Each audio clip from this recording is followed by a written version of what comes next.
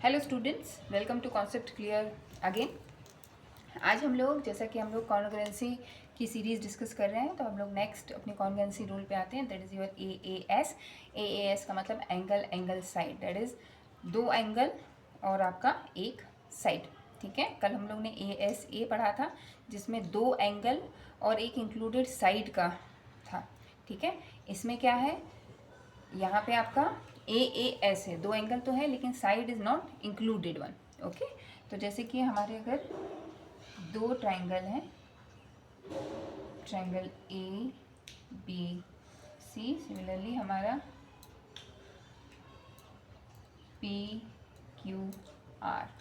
Okay, तो इसमें अगर हमारे दो एंगल्स इक्वल हैं, मान लीजिए एंगल B जो है वो एंगल Q के इक्वल है, एंगल C जो है वो एंगल R के इक्वल है, और either of not the included one, ये या ये, मान लीजिए AB जो है वो PQ के इक्वल है।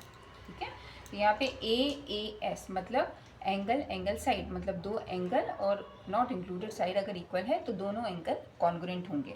कॉन्ग्रुएंट होंगे इसका मतलब क्या है, by corresponding pair of congruent triangles. बाकी सब जितने भी इनके पैरामीटर्स हैं वो सेम होंगे, रेस्ट ऑफ द पैरामीटर्स। ठीक है, अगर हमने इस कॉन्ग्रुएंसी रूल को प्रूव कर दिया तो ओके। तो अब हमारे पास, हमने जैसा कल भी डिस्कस किया था कि एक ही कॉन्ग्रुएंसी रूल है जिससे हम बाकी सब कॉन्ग्रुएंसी प्रूव कर सकते हैं, और वो रूल क्या है हमारा, SAS, साइड एंगल साइड। तो अब साइड एंगल साइड का इसमें देखें फंडा, तो यहाँ पे हमारा एंगल अगर ये है, ठीक है, साइड अगर ये है, तो अगर ये वाला साइड और हो जाए तो SAS से वी कैन प्रूव ये कॉन्ग्रुएंट है, मतलब अगर ये वाला साइड इस साइड की इक्वल हो जाए। तो सिमिलर जैसा हमारा ASA था वैसे ये भी है।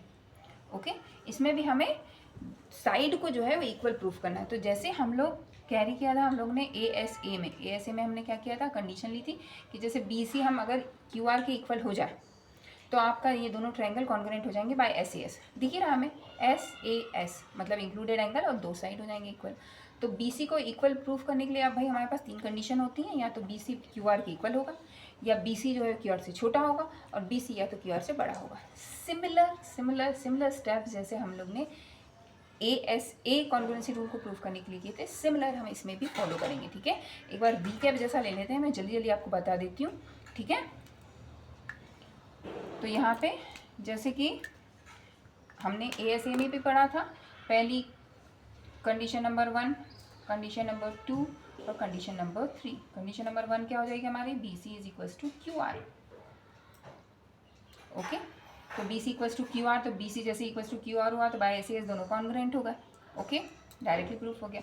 अब मान लीजिए अगर BC जो है that is smaller than QR, तो आप क्या करेंगे, एक BC को थोड़ा प्रोड्यूस करेंगे और यहाँ ज्वाइन करेंगे, यहाँ D पॉइंट लेंगे और जो BD है उसको QR के इक्वल बनाएंगे। ऐसे इसको इस तरीके से प्रोड्यूस करेंगे, फिर हम प्रूफ कर देंगे ये दोनों ABD और PQR जो है वो कॉन्ग्रुएंट है। तो ये दोनों, ये एंगल और ये एंगल इक्वल है, और ये वाला एंगल और ये वाला एंगल भी इक्वल है। तो इससे ये पता चलेगा कि हमारा ये दोनों इक्वल होना चाहिए। सिमिलर, बिल्कुल सिमिलर जैसा कल था वैसे का वैसे ही स्टेप्स है इसमें सब कुछ। ठीक है, तो बाय AAS को भी आप, जो आपका ASA में हमने कॉन्सेप्ट यूज़ किया था वही यूज़ करके हम इसको प्रूव कर सकते हैं।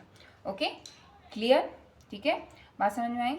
अब कोई इसमें आपको अगर डाउट हो तो आप मुझसे प्लीज़ कमेंट करके पूछ सकते हैं। ठीक है, और इसमें आपको कोई एक्सटेंशन चाहिए या आपको चाहते हैं आप मैं इसको डिटेल में डिस्कस करूँ, क्योंकि ये सिमिलर है, जस्ट सिमिलर है। ठीक है, कॉन्सेप्ट बिल्कुल सेम है, तो आप उसी से इसको प्रूव कर, आप एक बार इसको करके देखिए। अगर आपको समझ में नहीं आएगा तो हम लोग प्लीज़ डू कमेंट, तो फिर हम लोग इसको फिर से यहाँ पे डिस्कस करेंगे।